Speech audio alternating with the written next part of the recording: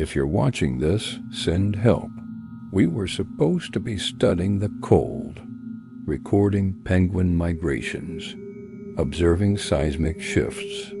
But 90 days became 64, and I'm all alone. Station number 6, abandoned and empty, just like they said we would be.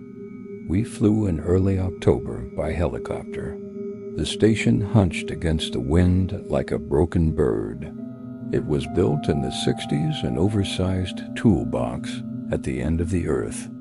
There was Dr. Leans, our mission lead, sharp-eyed and serious. Samira, who'd later become our lifeline, managed communications. John was the station engineer, a tinkerer with a missing finger and a fondness for conspiracy theories. Alex was an intern, nervous and polite. Noor, also an intern, quiet and observant. And me, Lucas, signal analyst. On day 1, Dr. Leans led us to the back of the station and gestured to a large rusted steel hatch set into the concrete floor. "That's the hatch," she said. "Stay away from it.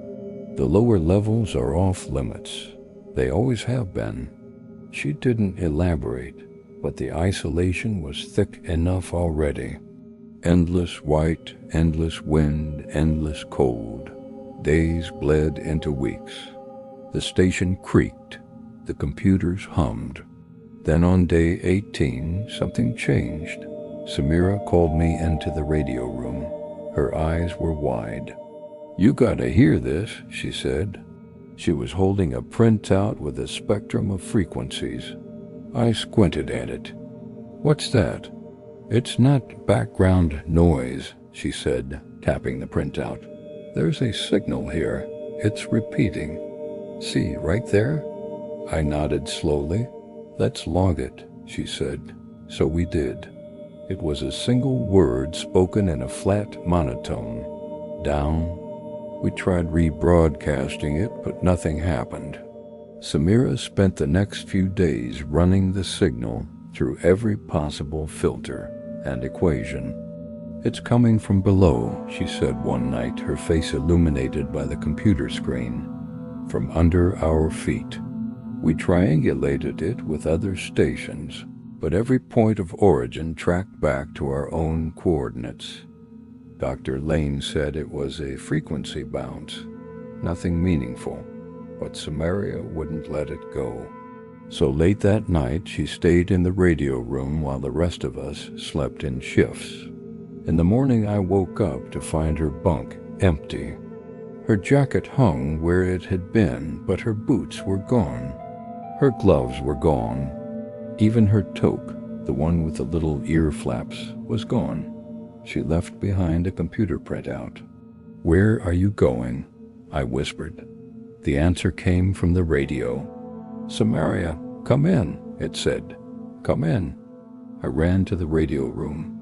John and Alex were there, staring at the monitor.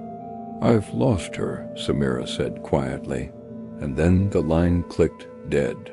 We searched the station. We checked the logs.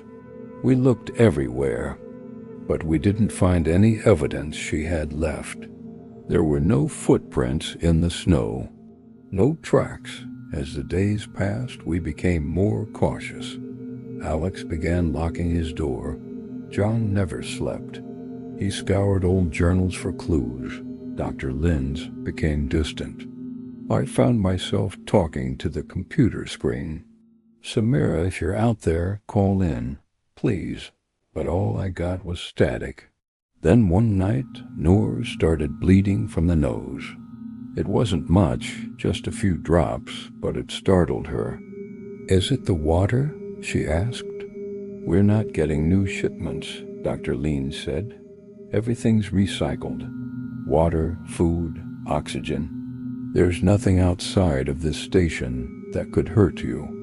But that night I heard a noise. It wasn't the wind. It wasn't the hum. It was a soft thud, like someone walking inside the station wall. When I reported it, the others laughed. But that night I heard it again. It was coming from Samir's room. I knocked. "Samir, are you in there?" Silence. Then I pushed the door open. It was unlocked. The room was empty. Only the low hum and a trace of her perfume remained. Fear coiled in my gut. I wanted to scream, but I swallowed it. I didn't want to join her in the silence. The next day I found a message written on the wall in what looked like blood. "Go to the bottom," it said.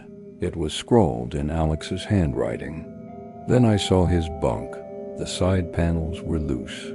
I pulled them away and revealed a hollow space behind. Inside was a flashlight and a notebook. I took them. The pages were filled with sketches of the hatch and diagrams of the station. Then I saw the drawing of a person entering the hatch. It was labeled Alex, Day 32. The last entry read, "I have to go. I can feel it pulling me down. I'm too close to the surface. I need to go deeper." The pages ended abruptly. Suddenly the hum filled my ears. My heart pounded in my chest. John stood beside me, eyes wide. "He's gone," I said. That night John slipped out of his bunk. "Where are you going?" Dr. Leans asked. "To check the hatch," he said. "It's locked," she replied. "I have to try." He slid the bolt up. It moved. He stepped through and disappeared. I heard the hatch slide shut, and the hum became louder. I found the key card hidden under a floorboard. It belonged to Dr. Leans. I knew she wouldn't allow me to descend without her, but I had to try. Day 33, I found the hatch unlocked. It was a thin crack in the darkness, a hole in the world. We descended. Me, John, Noor, and Dr. Lenz. The stairs were cold, damp, silent. We touched nothing. We breathed shallowly. The further down we went, the warmer it got, like a tomb. At the bottom, we found a heavy steel door frosted with age. An unfamiliar symbol was carved into it, a circle cut in half, like the moon, like the eye of a storm. John pushed it open. We stepped through. We were in a control room, empty. 5 flickering computer monitors displayed lines of code and scientific data, but none of the readings made sense. There were no cameras. There was no activity. But I felt eyes on us. Dr. Lenz walked towards the monitors. "There's nothing here," she said. "Then turn the lights on," John snapped. She looked at him sharply. "Why?" "Because I don't want to sit in the dark." She turned the power on. The fluorescent lights buzzed. Then the screens went blank. Noor screamed and fell to her knees.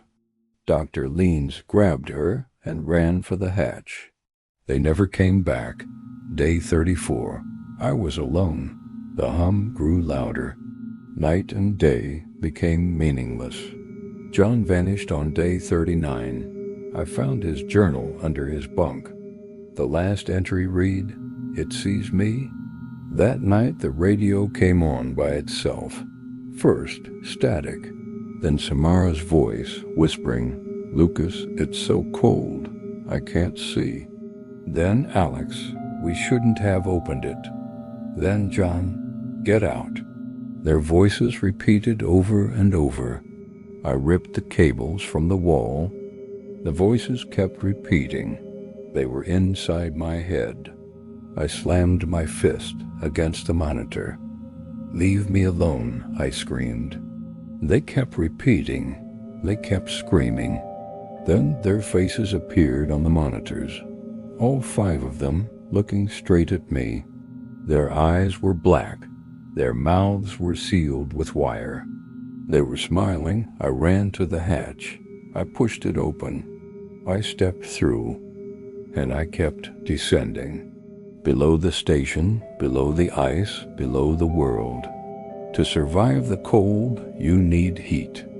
And there's nothing below us that's warmer than human. This is Lucas Ward, last survivor of Station 06. If you're hearing this, seal this place, destroy it, forget you ever heard the name. It got to me through my dreams, through the hum. It knows you're listening. It wants you to listen. We were never supposed to leave. It isn't the cold that gets you. It's the silence. Transmission ends. They never found station number 6 on official maps. But the signal is still out there, and it's stronger than ever.